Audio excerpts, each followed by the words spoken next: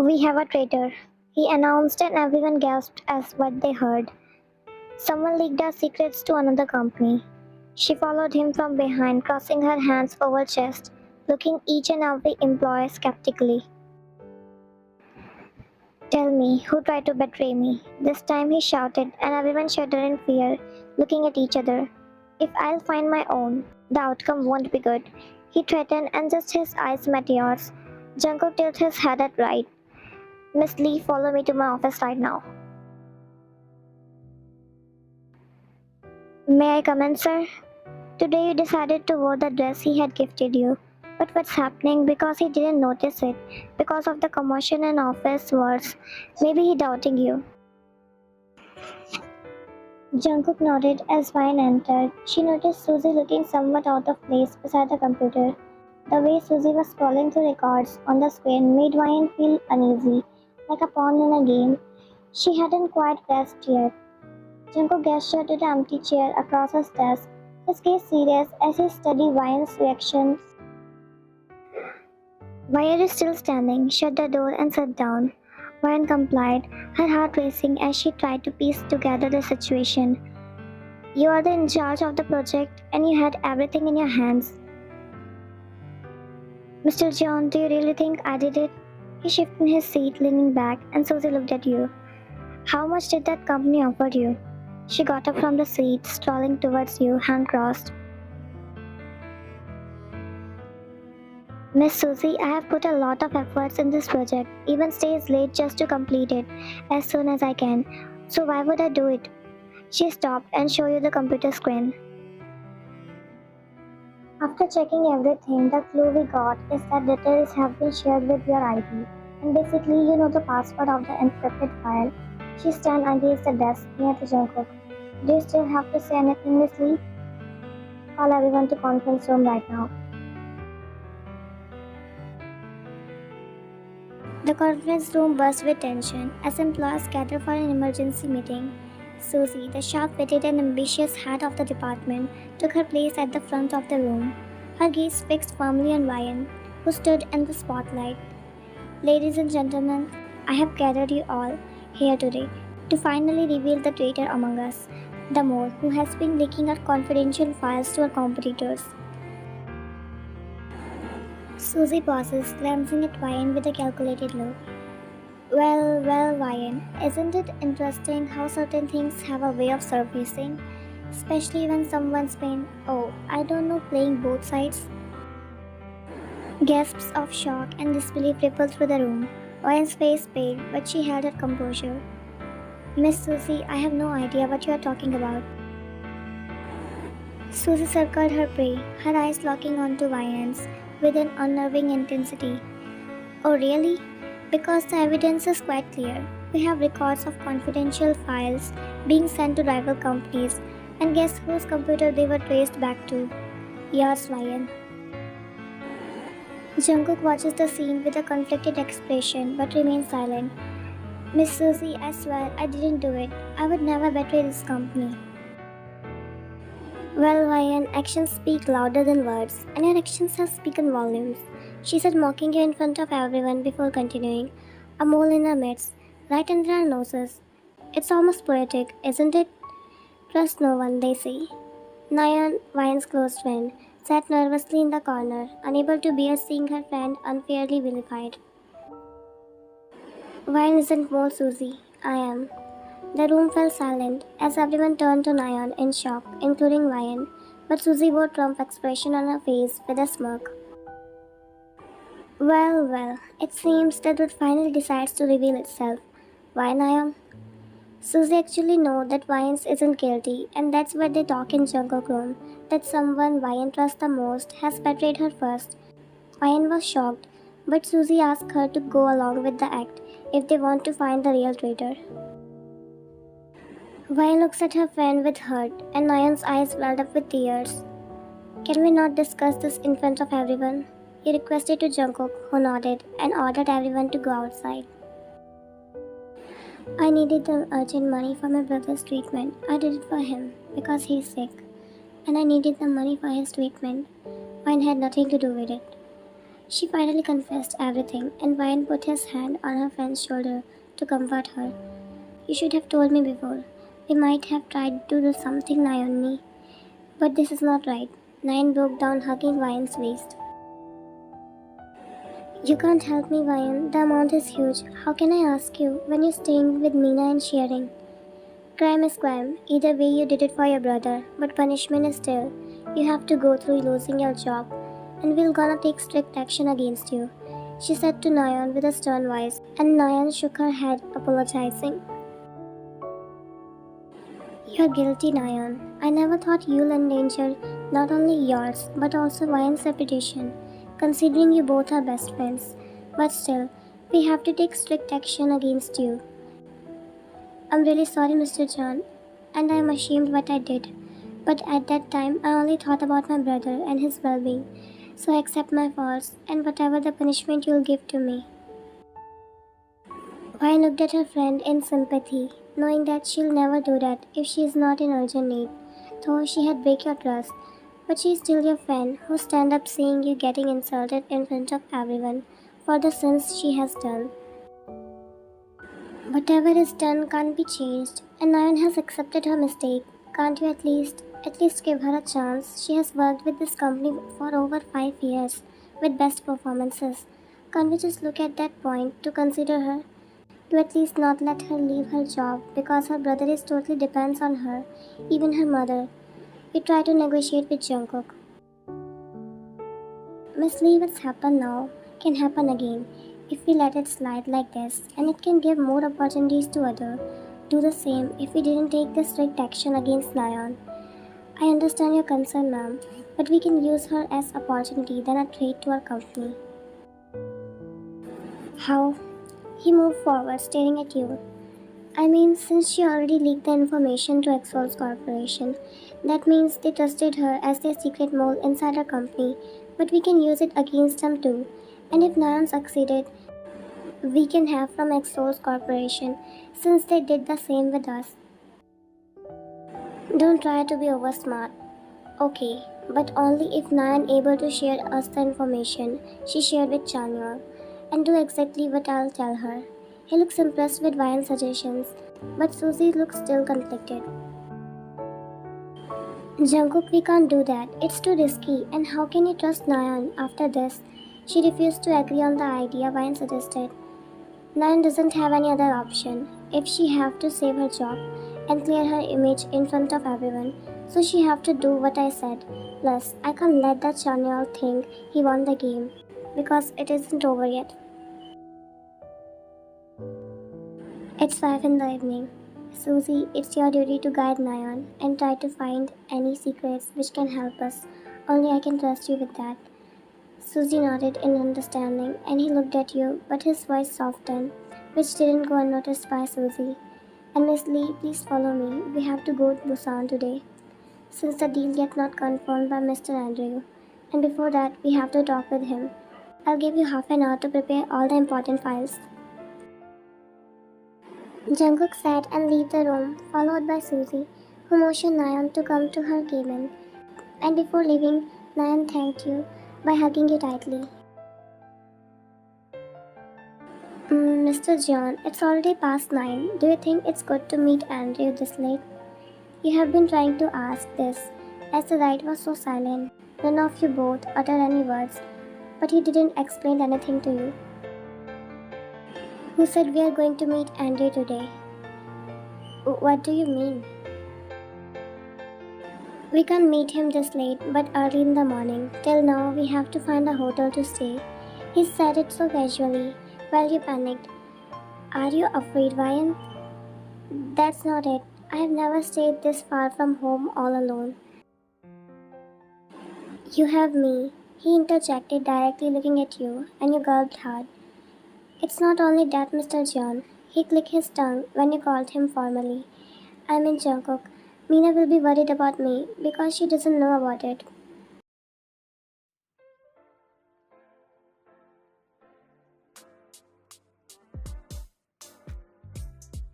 You dialed Mina's number hesitantly. With passing ringing goes on, you get more anxious. Hey Ryan, what's up? Hey Mina, just wanted to let you know that I'll be heading to Busan for a meeting with my boss. Your boss, that arrogant guy who acts like he owns the world. You really should find a new job, Ryan.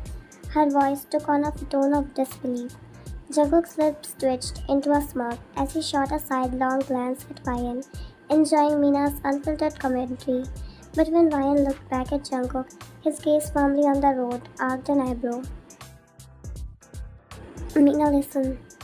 Mina oblivious to the fact that her voice was echoing through the car.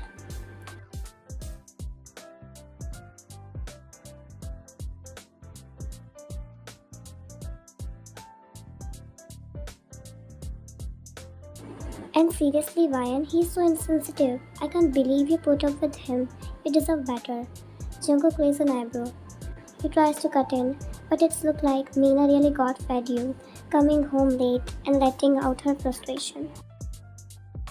One of these days, someone's going to give him a piece of their mind. Mark my words.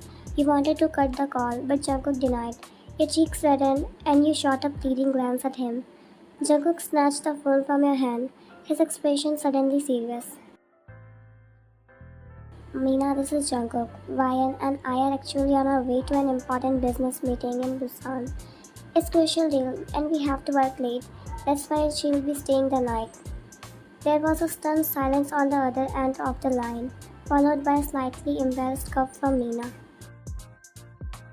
Oh wow, I didn't know it was something that important. Sorry about that, Mr. Jungkook.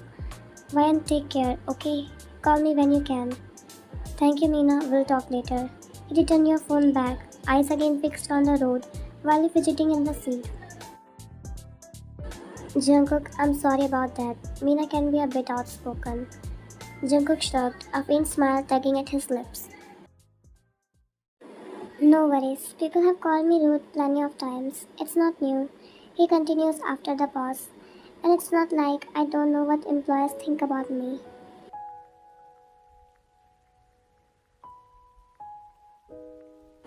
To be honest, I also hated you in the beginning. What about now? He asked directly, without any filter, which shocked you. I mean, you're quite confusing, but still better than before. Not acting rude, but still a little cold. He actually confessed, and it was truth. You noticed he became more careful than before. Not that rude Jungkook who threatened you. Appearances can be deceiving, Ryan. As the car sped on, Ryan couldn't help but wonder about the layers behind Jungkook's demeanor, the glimpse she had seen of a different side of him now compared to the first time. Yet it seemed he was committed to wearing his cold exterior, at least for now. Mina sat on her couch, her expression a mix of shock and embarrassment after the phone call with Jungkook.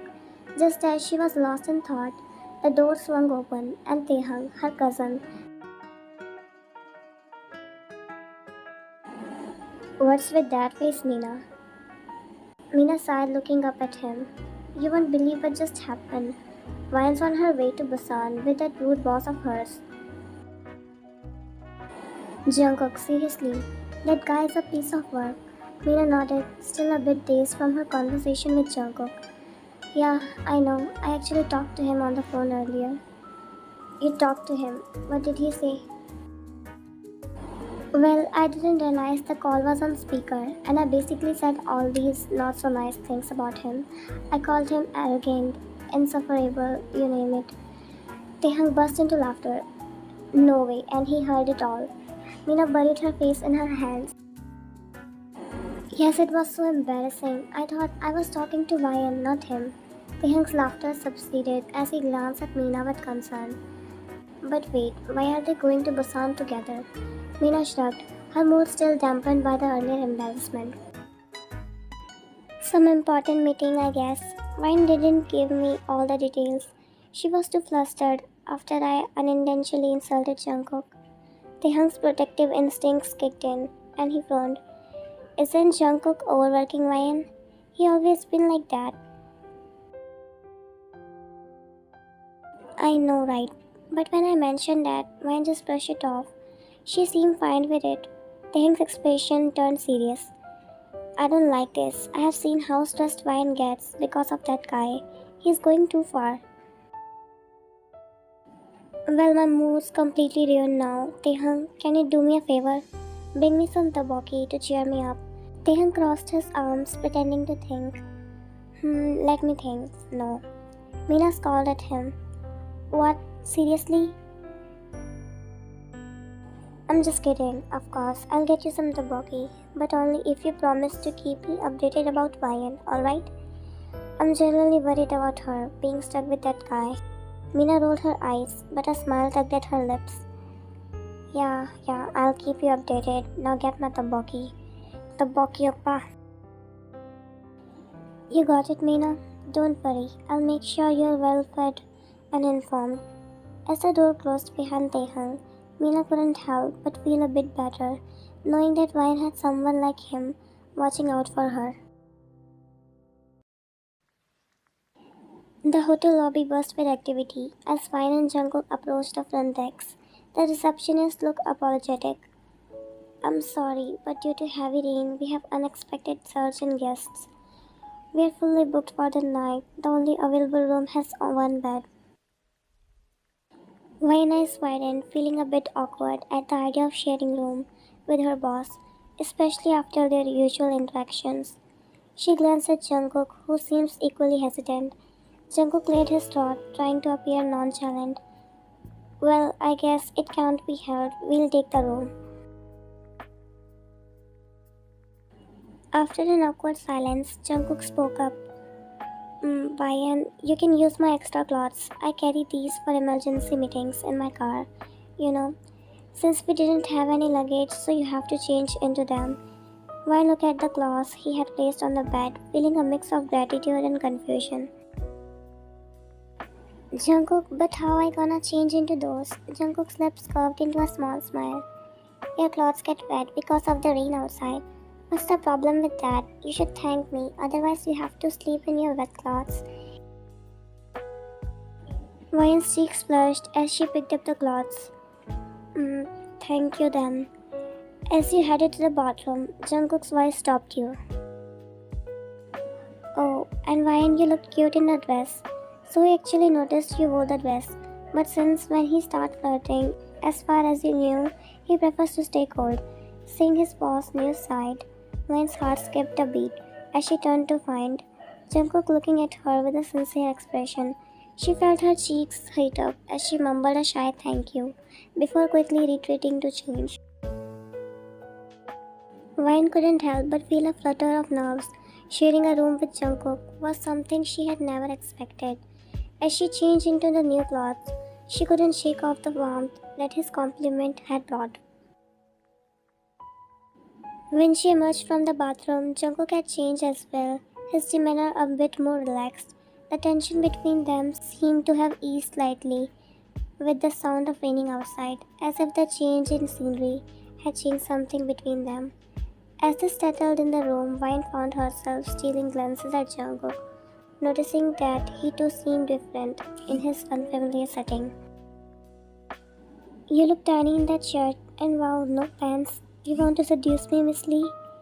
Your cheeks flushed, and you tried to cover your bare legs, which was visible because even though the shirt length was enough to cover your thighs, but you didn't wear the pants, as they were more lengthy, making it unable for you to walk properly. It's not like that, Jungkook. The pant is very lengthy here. He got up from the bed, coming in your direction with a smirk on his face, and you panicked, moving back slowly. What's this time, Jungkook?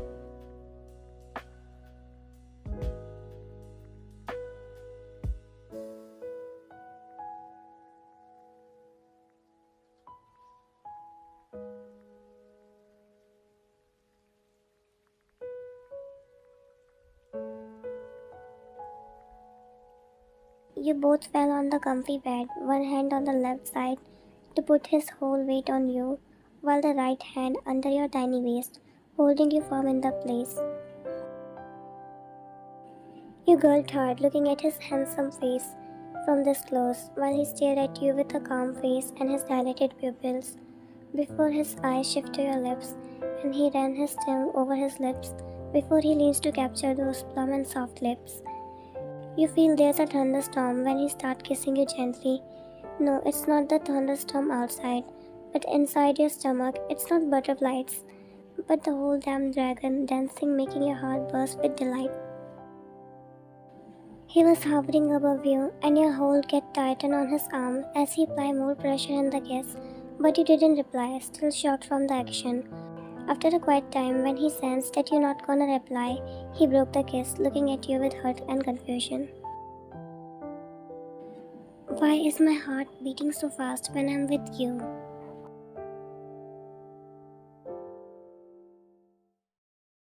Sir, we captured some picture as you asked. Send them to me right now.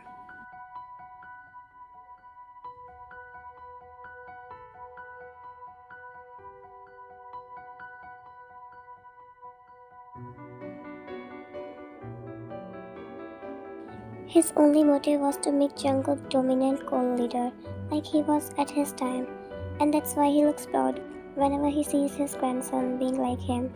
But since the dinner, it was pinching him, seeing the slight change of emotions in his grandson, that he wanted to know the reason behind it.